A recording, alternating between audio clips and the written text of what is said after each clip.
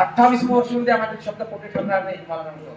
आता मुलगा मुलीला पाहायला जाते, आपण सासू होणं म्हणजे प्रारब्धाच्या गोष्टी झाल्या. सासू होणं खूप भाग्याची गोष्टी आहे. भाग्य पाहिजे त्याला सासू होण्यासाठी. सासू अशी एक पोझिशन झाली आहे आताच्या स्थितीला की सासू कोणी बनत नाही. आता सासूसाठी प्रारब्ध पाहिजे, संचित पाहिजे, प्रियमान पाहिजे, त्याशिवाय तुम्ही सासवा होणार नाही. 28 वर्ष येऊ द्या. बघा आता जुनी पिढी काय करायची, मुलगा मुलीला पाहायला जायचा. आता परिस्थिती बदले. जीन्सचा पॅन्ट घातलेला आहे, टी शर्ट घातलेली आहे, मस्त मोबाईल हातामध्ये आहे, चष्मा आहे, आणि चष्मा आल्यानंतर 3-4 मैत्रिणी आहे. पंढरीला जायचे, पाहायला बैठक होईल आणि पुन्हा हा भामटा का क्लास घेऊन हिस्ट्री मध्ये क्लास घेऊन येईल आणि पदर राहील मस्त बोलणे ही पोरगी पटकन गालात काय. मग तिला त्याला विचारण्यात येईल,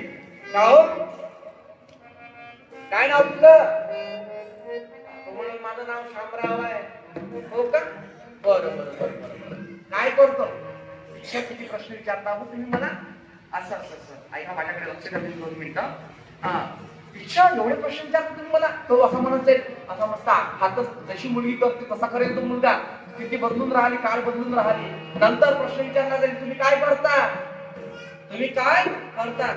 तो म्हणेल तुझ्या बापाची काय विषय कर, तुझं सांग, तिचं नको सांगू, त्याचं नको सांगू, म्हणजे बापाचं नको सांगू, तू काय करत हे तू सांग. मुलगी पुराला म्हणेल काळ बदले, असे एक दिवस येणार आहे माझ्या बाप, म्हणून सावधान. काळ विपरीत आहे, काळाची गती खूप तीक्ष्ण आहे आणि त्या काळामधून तुम्हाला सारायचा म्हणून संस्कार द्यायचे आहे मुलांवर. मुलांवर संस्कार जोपर्यंत तुम्ही देणार नाही तोपर्यंत तुम्हाला काळा कळणार नाही. हे तर भगवंताने कार्य गोकुळामध्ये केलं माझ्या बाप. गोकुळामध्ये सवंगडी घ्यावे आणि सवंगड्यासोबत क्रांती करावी. भगवंतानं काय केलं, गोकुळामध्ये माठ फोडले, माठ. बरोबर आहे, गोकुळामध्ये भगवंतानं माठ फोडले. माठ म्हणजे काय हो, 3.5 हाताचा माठ आहे. ज्ञान आणि अज्ञान त्याच्यामध्ये लपलेला आहे. माठ फोडला, पण अज्ञान रूपी माठ माझ्या भगवंतानं फोडला.